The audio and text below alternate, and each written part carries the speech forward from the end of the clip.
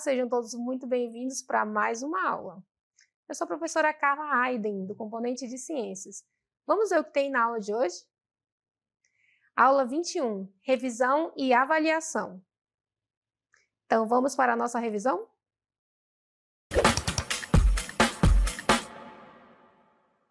Então, vejam só, estamos aqui na floresta amazônica, a maior floresta tropical do mundo, que possui uma das maiores biodiversidades e um alto índice de endemismo. E apesar de toda a sua importância, nos últimos séculos ela tem passado por grandes processos de devastação. Então, essa destruição da floresta amazônica ela é proveniente das atividades humanas, como, por exemplo, a queima de combustíveis fósseis, desmatamentos e o uso excessivo dos recursos naturais. Portanto, isso tem aumentado a emissão de gases que promovem o efeito estufa e intensificam o aquecimento global. Esse processo que tem aumentado a temperatura do planeta e tem levado a mudanças climáticas, tem ajudado a mudar esse nosso bioma, certo? Então, esse fenômeno traz consequências como a elevação das temperaturas médias do planeta, o degelo das calotas polares, o aumento do nível dos oceanos e mudanças no regime de chuvas, afetando diretamente todo o planeta e, consequentemente, o nosso bioma. Então, diante deste cenário, é fundamental pensar em alternativas que ajudam a diminuir ou até reverter os impactos dessas atividades na nossa floresta. Portanto, hoje nós vamos refletir aí sobre estratégias que podem vir a mitigar esses impactos dentro deste bioma. Então, vamos aqui a algumas dessas medidas que podem ajudar a preservar a floresta amazônica. Vejam só. Então, uma dessas medidas é a fiscalização, em relação a quê? A queimadas ilegais e aos desmatamentos que ocorrem na nossa região. Então, essas ameaças, essas atitudes de queimadas e desmatamento, elas ameaçam a biodiversidade do nosso ecossistema e intensifica o aquecimento global. Então, para combater essas atitudes, nós devemos o quê? Ter órgãos que vão fiscalizar essas atitudes que prejudicam a floresta amazônica, e esses órgãos eles devem utilizar satélites, por exemplo, de monitoramento, que intensificam e identificam áreas que são desmatadas, e essa fiscalização ocorre aí em tempo real. E qual a importância disso? Que com esses dados é possível acionar ações rápidas de fiscalização em campo, aplicando multas e embargos àqueles que são responsáveis por essas atitudes. Então, a integração entre a tecnologia e a fiscalização é essencial para proteger o bioma da floresta amazônica e garantir o equilíbrio climático e a conservação do ambiente, certo? Uma outra atitude de mitigação a esses impactos ambientais é o reflorestamento. Essa prática, ela se destaca pelo uso de espécies nativas da região. E são essas espécies que já habitavam na nossa região que vão aí favorecer a melhoria da qualidade da água, a proteger nascentes e rios, e também vão favorecer a volta de animais que dependiam daquela floresta que foi queimada ou foi derrubada, certo? Então, o reflorestamento ele vai recompor essa floresta aí que foi danificada. Então, isso ajuda no combate ao aquecimento global. Por quê? Porque a floresta de pé ela é uma reserva de gás carbônico. O gás carbônico ele já está presente naturalmente na atmosfera e ele é o responsável, junto com o metano, pelo efeito estufa, que é positivo quando é equilíbrio, pois ele mantém aí as temperaturas do planeta que favorecem a vida. O problema é que as atitudes humanas, como a queima dos combustíveis fósseis, como a gasolina, o diesel, dentre outros, têm intensificado a presença desse gás na atmosfera. E qual a importância da floresta estar em pé? Bem, a partir da realização da fotossíntese que as plantas fazem, elas acabam retirando esse excesso de gás carbônico da atmosfera, portanto, fazendo um processo que a gente chama de fixação do carbono. Então, ela estando de pé, ela retira esse excesso da atmosfera e assim ela colabora para que não haja a intensificação do aquecimento global. Então, é muito mais positivo manter a floresta saudável, certo? Então, vamos ver outras atitudes aí que trazem benefícios para a manutenção desse ecossistema. Bom, temos o manejo sustentável de recursos naturais, como, por exemplo, o extrativismo sustentável, que é explorar sem derrubar, explorar de uma maneira positiva, fazendo uso dos recursos da natureza sem destruí-la. Que atividades são essas do extrativismo sustentável? Coleta da castanha do Brasil, a retirada do açaí, de óleos como, por exemplo, da copaíba, e a utilização do látex, que é retirado das seringueiras. Então, essas atividades podem ser executadas sem destruir a natureza, sem destruir o ecossistema. Uma outra atitude de mitigação para a manutenção aí dessa floresta é o manejo florestal certificado. O que é isso? É o uso controlado e planejado da madeira, ou seja, são áreas que são voltadas para o plantio de árvores que vão ser utilizadas aí para o comércio, como, por exemplo, a retirada da celulose.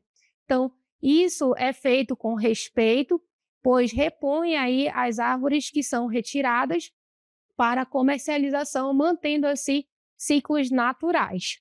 Bem, outras atitudes que podem ser tomadas para a preservação da floresta são as estratégias de redução de emissão de gases.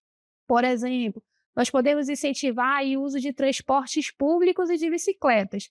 Lógico que nós devemos ter aí um incentivo ao melhoramento do transporte público para que as pessoas deixem seus carros em casa e passem a utilizar esse meio de transporte, e colaborando assim com a redução da emissão de gases. E também precisamos aí que os governos possam aí construir ciclovias de qualidade e seguras para que as pessoas se sintam confortáveis de, em vez de utilizar o seu veículo, pegar uma bicicleta e ir até o seu trabalho, por exemplo, ou para a escola, pois isso, além de estar ajudando a não emitir gases poluentes, também ajuda na saúde individual. Também pode ser promovido aí a questão da eficiência energética, ou seja, trocar aparelhos que consomem muita energia por aqueles que são mais econômicos, por exemplo, o uso de lâmpadas LED. Podemos também aí ter o estímulo da economia circular, que é a reutilização dos materiais, a reciclagem, para assim reduzir aquilo que é eliminado na natureza, certo? Também podemos ter aí a transição energética. O Brasil ele tem uma diversidade muito grande de fontes energéticas, mas ainda é muito dependente da energia proveniente das hidrelétricas. Então, não é positivo que se tenha uma dependência de uma única fonte de energia. Então, já que nós temos uma grande disponibilidade e diversidade de fontes energéticas, por que não fazer essa transição, certo? Então, nós temos aí a possibilidade de fazer a utilização da energia solar, tendo em vista que nosso país é um país tropical, que tem bastante incidência solar. Então, por exemplo, fazer o uso dos painéis fotovoltaicos em casas e também nas escolas, por exemplo. Também podemos fazer a utilização da energia eólica, que é aquela que é proveniente dos ventos, o que já é feito bastante lá na região do Nordeste, certo? Temos também a possibilidade de fazer a troca por biocombustíveis, ao invés de utilizarmos combustíveis fósseis. Os biocombustíveis são aqueles provenientes dos seres vivos, né? Bio significa vida, combustível é aquilo que vai gerar energia. Então, nós temos a possibilidade de trocar, por exemplo, a gasolina e o diesel por etanol, biogás, que são alternativas aí mais positivas. Temos também a possibilidade de utilizarmos carros elétricos e também os carros híbridos, que ajudam aí na redução da dependência dos combustíveis fósseis, que são aqueles que poluem a natureza, certo? Bom, um outro assunto que nós vamos revisar hoje é a cadeia alimentar. Vejam só. A cadeia alimentar ela é representada por uma sequência linear de transferência de matéria e energia entre os seres vivos de um ecossistema. Ou seja, é uma relação de alimentação, onde um ser vivo serve de alimento para outro. E essa cadeia ela tem início sempre num grupo que nós chamamos de produtores. Quem são eles?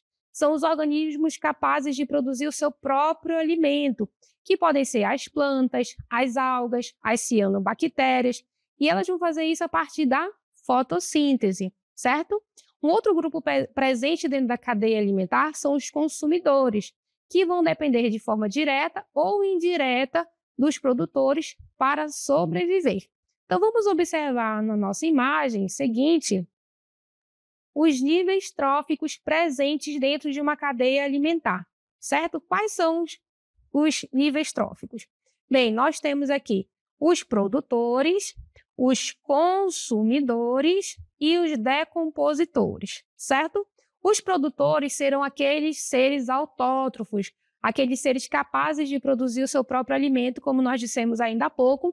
As plantas, as cianobactérias e as algas vão fazer isso a partir da fotossíntese, vão converter compostos inorgânicos do meio em compostos orgânicos, ou seja, o seu nutriente. Quem são os consumidores? São os animais. Eles vão ocupar diferentes posições dentro da cadeia alimentar e nós vamos já ver a sua classificação. E os decompositores são aqueles que vão reciclar a matéria, vão devolver para a natureza os nutrientes presentes ali no corpo dos seres vivos que morreram, certo? Então, vamos observar que os níveis tróficos, eles descrevem a posição de um organismo em uma cadeia alimentar, com base na sua fonte de energia. Então, observemos, os produtores, como eu já disse, são organismos autotróficos. São as plantas, cianobactérias e algas, pois produzem seu próprio alimento através da fotossíntese, utilizando a energia solar. Os consumidores, eles são os organismos heterotróficos, ou seja, aqueles que se alimentam de outros seres vivos. E eles podem ser consumidores primários, que são os herbívoros, que se alimentam dos produtores. Temos os consumidores secundários, que são os animais carnívoros, não necessariamente o que come carne, mas o que se alimentam de outro ser vivo, de outro animal. Eles também podem ser onívoros, que podem se alimentar tanto de plantas quanto de outros animais. Temos os consumidores terciários, que são carnívoros que se alimentam de consumidores secundários, e assim sucessivamente dentro da cadeia alimentar. Temos também os decompositores, que são representados aí pelos fungos e bactérias, que são aqueles que decompõem a matéria orgânica morta, devolvendo os nutrientes para o meio ambiente. Ou seja, o ser vivo morreu, toda aquela matéria presente no corpo do ser vivo vai ser degradado, vai ser decomposto e vai ser devolvido para o solo, para a natureza. Quem vai fazer o reaproveitamento desses nutrientes? Os produtores, introduzindo esses nutrientes novamente dentro da cadeia alimentar, certo? Então, vamos conhecer aqui um outro assunto, que são as relações ecológicas, aquelas que vão para além da relação de alimentação, como ocorre, por exemplo, na cadeia alimentar. Bem, as relações ecológicas são interações que ocorrem entre os seres vivos e essas relações vão acontecer ali dentro do meio ambiente. Bem, essas relações elas podem ser interespecíficas, percebam que o termo inter quer dizer entre espécies diferentes. Intraespecíficas, o intra significa dentro da mesma espécie. Então, as relações ecológicas podem ser entre indivíduos de espécies diferentes e entre indivíduos da mesma espécie. Bem, essas relações, além de serem entre indivíduos da mesma espécie e espécies diferentes, elas podem ser desarmônicas. O que é desarmônico? É quando alguém dentro dessa relação sai prejudicado. Esse prejuízo pode estar relacionado à perda de alimentação, à perda de parceiro sexual, à perda de território. Então, o desarmônico está relacionado à perda. Já a palavra harmônico está relacionado a ganho ou não prejuízo. Dentro dessa relação, alguém ganha alguma coisa ou pelo menos não sai prejudicado.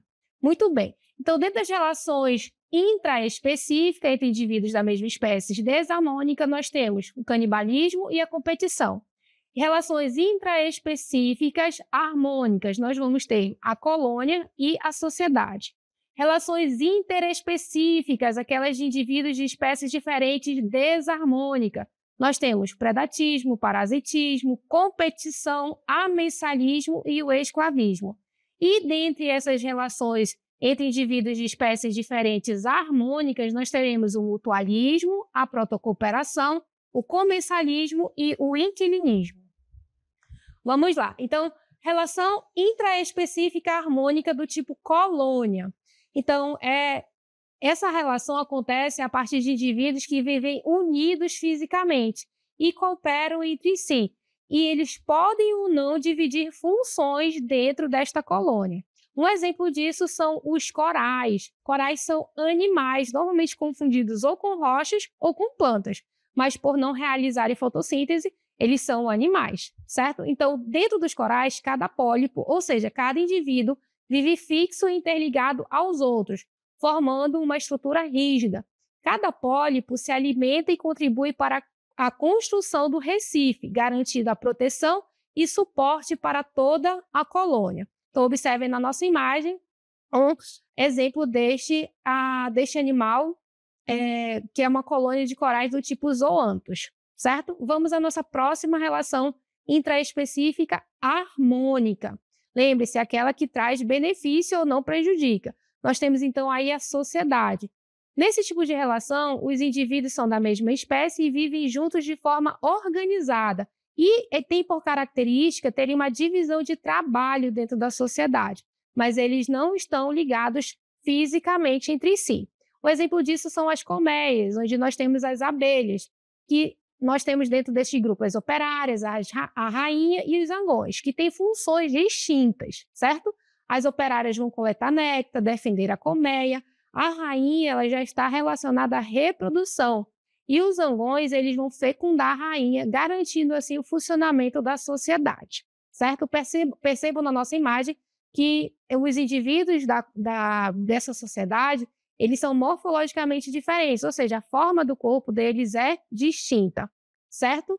Então, vamos passar agora para as relações intraespecíficas desarmônicas entre indivíduos da mesma espécie, mas alguém sai prejudicado. Nesta relação, nós temos aí o canibalismo. Então, um indivíduo ele mata e se alimenta de outro da mesma espécie. Isso é que caracteriza o canibalismo. Nós temos, por exemplo, aí aranhas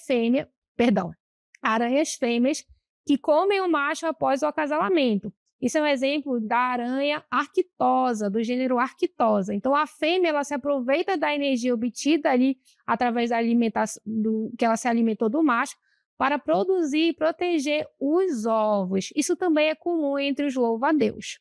Vamos, então, agora às relações intraespecíficas desarmônicas do tipo competição. Então, os indivíduos eles vão disputar por recursos limitados, como alimento, território, parceiros reprodutivos. Então, nós temos os leões aí, por exemplo, que estão competindo por território ou fêmeas. Vamos agora ao mutualismo, que já é uma relação ecológica entre indivíduos de espécies diferentes e é um tipo de relação harmônica.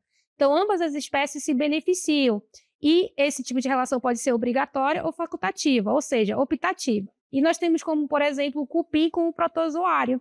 O protozoário ele vai digerir a celulose para os cupins e o protozoário obtém abrigo e alimento. E no caso do cupim, ele tem esse alimento digerido para poder se nutrir.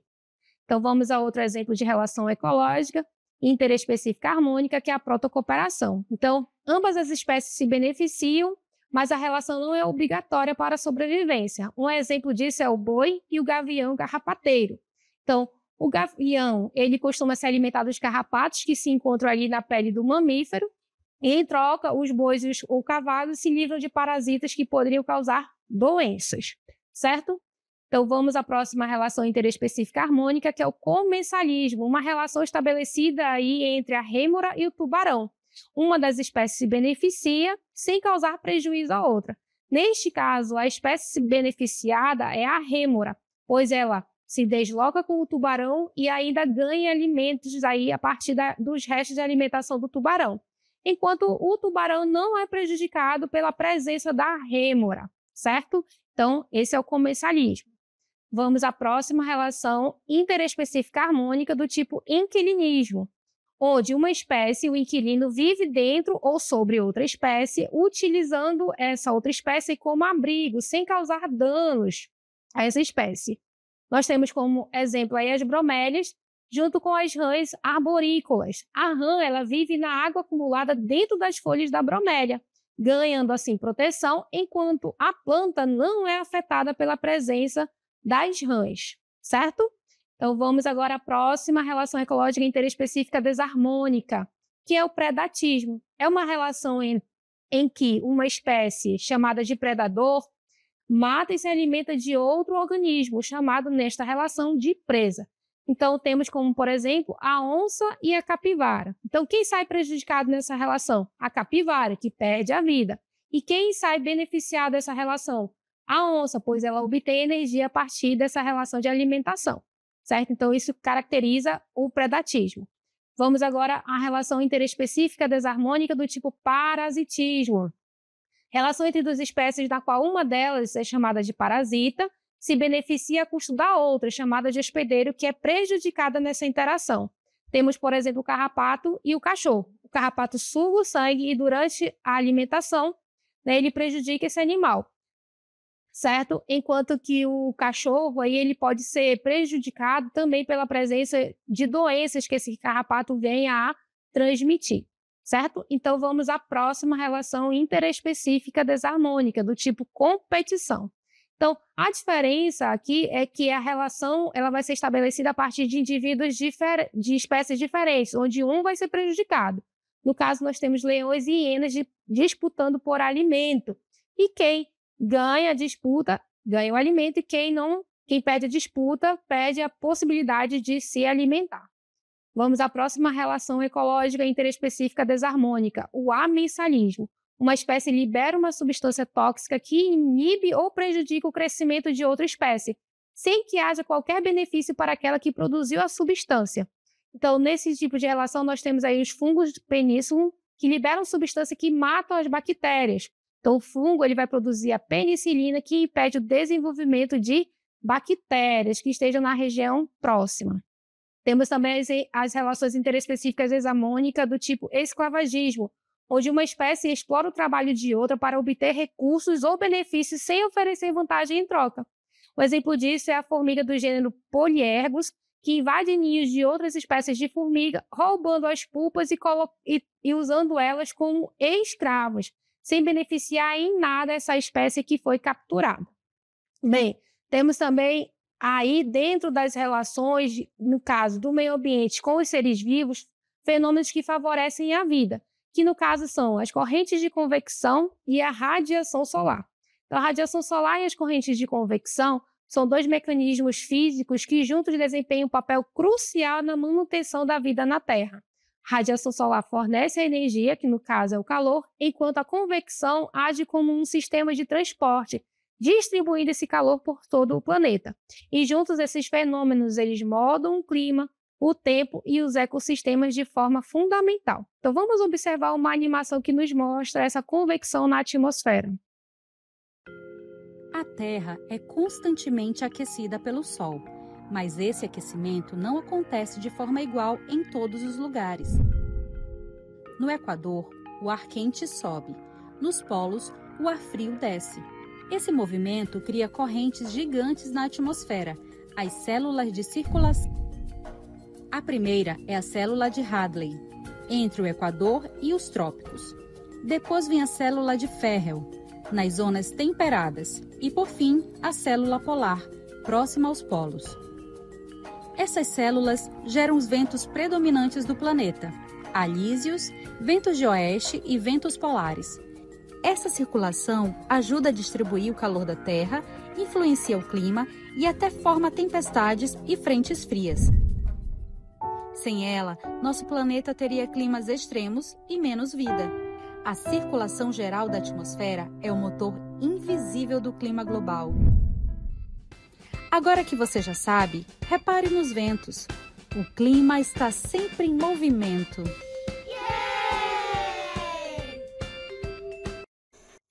Bom, um outro fator que influencia aí na propagação desse calor por todo o planeta são as correntes oceânicas. Vejam só. Assim como no ar, a água mais quente dos trópicos se expande e flutua sobre a água mais fria dos polos.